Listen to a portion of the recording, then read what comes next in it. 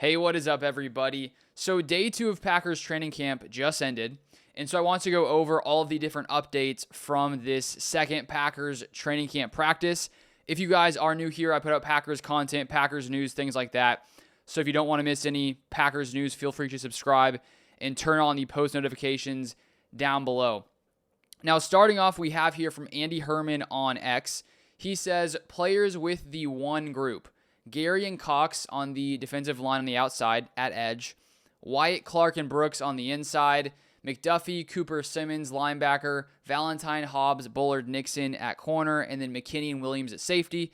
And of course, that's not all starting 11. That's the group there. There's a few more than you would have starting, clearly.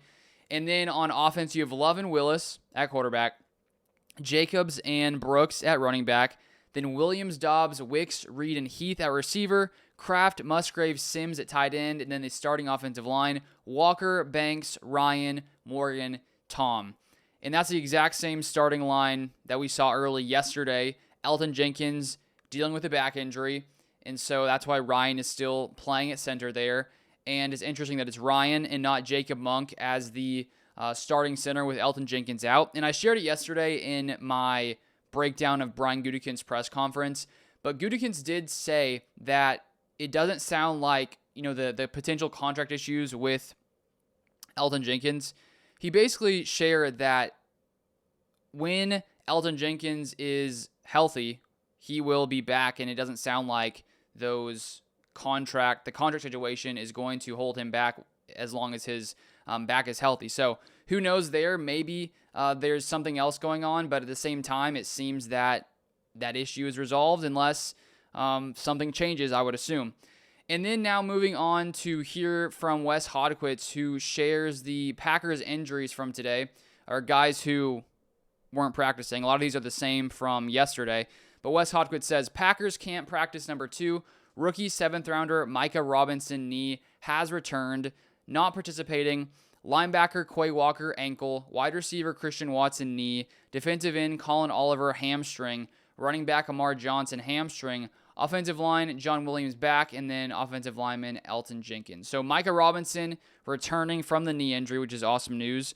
I think for any of these rookie players, it's always unfortunate if they miss any time just because you're coming in, you don't necessarily know the system as well as some of these other players who have been here for at least a season. And so when you miss that training camp time, that's unfortunate. So hopefully some of these other young players will be back soon. Then here from Andy Herman says, Lucas Van Ness with the ones in the first actual team drills.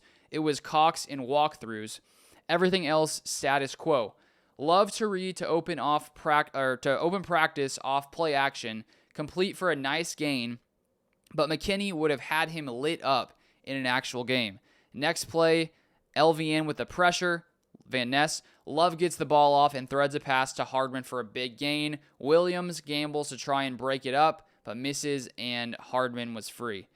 And the thing with these practices, they're still not in full pads, and so that's where I think at times you have to take some of these things with a grain of salt, as Herman says there, that in an actual game, it looks like McKinney would have potentially lit him up. So that's where with some of these things, it's like hard to fully know what would have happened on a normal live play. And also with Mecole Hardman, before the Packers drafted Matthew Golden and Savion Williams, it looked like Hardman would probably play more of a role in the Packers offense. And I think with Christian Watson out with his injury, there was that lack of speed that Hardman could come in and potentially fill some of that role with the speed he has. And he has a lot of experience with the Chiefs. He's more of a veteran type player, even though he hasn't performed at a super high level the past couple seasons. But now with all those other receivers here, those rookies, it's going to be harder for Hardman to get as many snaps. But at the same time, it looks like he's been pretty active here. And when you have him as a veteran, he probably has a leg up on some of these rookies, even though they may be better in the long run, like Matthew Golden. It looks like, he's already finding some chemistry with Jordan Love here. Then from Andy Herman, who says, Javon Bullard with a nice pass breakup with coverage on Kraft. Looked like Love was slightly behind Kraft to allow Bullard to break it up. Lloyd showing off his speed and vision. Nice little cut inside. Simmons may have had a shot at him in a real game. And so once again, there was some plays yesterday. It looked like Lloyd, from these reporters, was showing off that speed. And I feel like just with his athleticism, his abilities, I feel like he's going to win the number 2 job over Chris Brooks and Emmanuel Wilson. It's still early, and he needs to stay healthy. But he brings something to this Packers team that is going to be really fun to watch, just his speed, his athleticism. I think he's going to open up this Packers offense and make them more explosive, even when Josh Jacobs is not on the field. Then from Andy Herman, who says, Cox all over a bootleg by Willis, but Willis buys time and fires over the middle to a wide-open Ben Sims for a really nice gain. Bo Melton all over a read option keeper by Willis. Bo Melton follows up with a pass breakup in perfect coverage on Savion Williams over the middle. Bo showing up. And so first off, when I heard in the offseason that Bo Melton was going to be switching to corner, it's like, oh, that's cool, that's interesting. And part of you wonders, maybe the talent that he has, the speed at wide receiver, maybe that just translates to him at cornerback. But at the same time, it's almost part of it's hard to believe that he could just come in and be a really, really good corner. But so far in camp, it looks like he's been making nice plays. The fact that he's all over a read option, he has perfect coverage on Savion Williams. I mean, it's cool to see that Bo Melton early in training camp is already making plays at cornerback, and it would be really, it would be pretty cool if he was able to solidify himself as, even a top 4, top 5 corner on this team. You'd like to say the odds of him actually playing a ton of corner snaps would be low, just off of the inexperience in the NFL at corner. But so far, it looks like he's playing some really good football, so that's really awesome to see. And then moving on here, this is actually from the same play, but Ryan Wood shares tight cover from Bo Melton on a Savion Williams in-cut forces a Taylor Elgersma incompletion. Impressive rep for the new CB early in camp. And if he's already making plays here at corner, then you'd like to think that as time goes by, he'll likely get better and better and progress as he learns this defense, this Jeff Hafley defense. Who knows if he could ever overtake some of these other corners who are higher up, like Carrington Valentine. But I guess you never know here, and we'll keep an eye on this entire situation. And he did play corner his freshman year at Rutgers, so he has a little experience there. Then from Andy Herman, Baron Sorrell with a coverage sack on Willis. Willis allowed to scramble and throw and hits a sidearm beauty to Golden down the sideline. That's once again, yesterday there were some plays where these reporters were sharing that Baron Sorrell was, getting some pressure, and once again he does it here. And he's a 4th-round pick. The Packers have been very successful with 4th-round picks in the past. We just saw Zach Tom, 4th-rounder, get a massive deal. Largest signing bonus when it comes to offensive linemen in NFL history. You got a lot of other guys in the past. Romeo Doubs, who's played a ton of very good football, really good football for the Packers at receiver. And so that would be a big one. If the Packers hit on Sorrell and he comes through in year 1, that's going to bode well for this Packers defense. And then Malik Willis, once again, making plays. He was making plays yesterday, and it's great to have a backup like Malik where you just trust. If Jordan Love goes down, we already saw what happened last year when Love went down. Willis came in, played really good football, kept this team afloat. I think right off the bat, I thought, oh gosh, hopefully the Packers can just, barely get by, but they were pretty solid with Malik at backup. He is in the final year of his contract, so who knows what's going to happen after this season, but he's continuing to play some good football. Then for Mike Spofford, cornerback Carrington Valentine makes a sliding interception versus Willis off a deflection by a Packers teammate. Not sure who tipped it, though. Then right off the bat, there we have a Willis interception. That happens at camp. There's some good, there's some bad. And then Mike Spofford says, might have been Hopper or Simmons. And then a few other reporters seem to say it was Simmons, so it's hard to fully know if it is Simmons. I mean, he was making plays yesterday, and that's a guy that I think is going to be also exciting to watch to see if he can potentially bring it together here in Green Bay. Then from Wes Hodquist, LVN, Lucas Van Ness in Love's face on 2nd and 8. And then Wes Hodquist says, Travis Glover spelling Aaron Banks at left guard in the ones. And so looking at this Packers O-line, you do wonder, who'd be the backup left guard, and it could be Travis Glover. He was a 6th-round pick last season. He didn't really play a ton last year, 13 regular season snaps, but he did play 41 snaps in the playoff game against the Eagles when the Packers dealt with some injuries in that game. He played left guard, and right tackle. He didn't play a great game, did have 3 penalties, but I don't think you can judge him just off that one game. He had barely played all season long. He was a rookie, and odds are he's developed more this offseason, And the fact that the Packers are putting him in there behind Aaron Banks must show that they have some kind of confidence in him.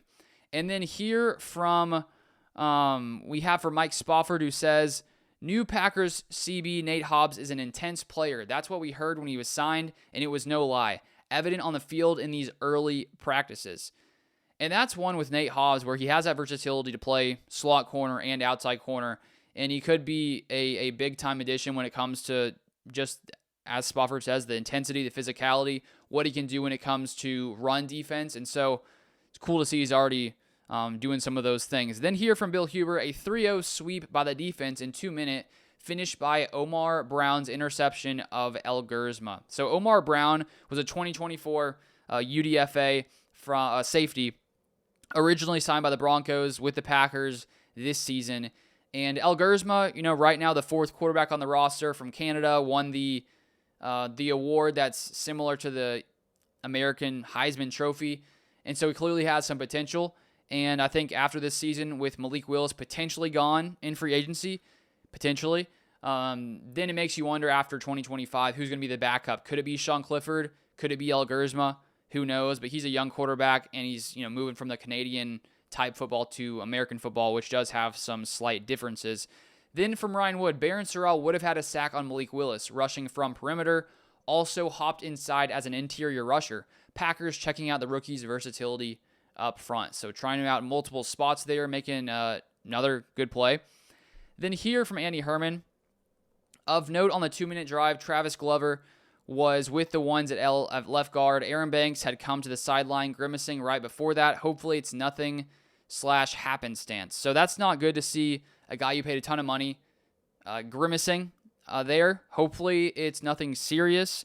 Then Malik Heath and Kamal Haddon both got nicked up a bit as well. As I'm typing this, Aaron Banks is limping and not doing offensive line drills. So that's not awesome. Hopefully he's fine. Haddon and Heath are going through special teams drills just fine, so that's a great sign. Banks does now have his helmet on, so we'll see if he goes back in. Then here from Alec on Twitter at Alec_332 says, some things I'm noticing in team today. Tucker Kraft, again, involved a lot. And I think with Kraft, I think that he has even more in the tank for what he can do in 2025 as he develops and grows more and more in this offense. Then secondary has looked good on all levels. Marshawn Lloyd looks like the player they drafted, explosive with great hands. Awesome. Melton, solid in coverage all day. So another person mentioning Bo Melton playing good at cornerback. And then ones making sure to get Hardman in the fold. And it would be pretty awesome if Melton just happened to become a Packers starting cornerback. I think that would be a great story this season. Who knows if it'll happen, but he's moving in the right direction seemingly. Then from Andy Herman, still no Banks with the ones for teams and didn't do any of the individual. Would seem he did in fact tweak something. That's problematic. Again, we'll see if there's more updates soon. Stay tuned. If there is, I'll try to put a video out later if we learn any more information. Edgerrin Cooper just had one of those plays where he shoots in the backfield at warp speed for a TFL, becoming routine. Cooper was such a beast last year in his rookie season, and I really do think he can become one of the better linebackers in the league. And I think we're going to see it a lot this year, and it's just exciting to see what Halfley can do with Cooper. Then from Ryan Wood, Travis Glover has been taking left guard reps on starting offensive line, might just be getting some work. Aaron Banks is still on the sideline wearing his helmet. Then from Marquez Eversole says, Love hit Wicks over the middle for a big gain after a fake toss. Another completion to Wicks, rolling right. Love with a laser in tight coverage. Good catch.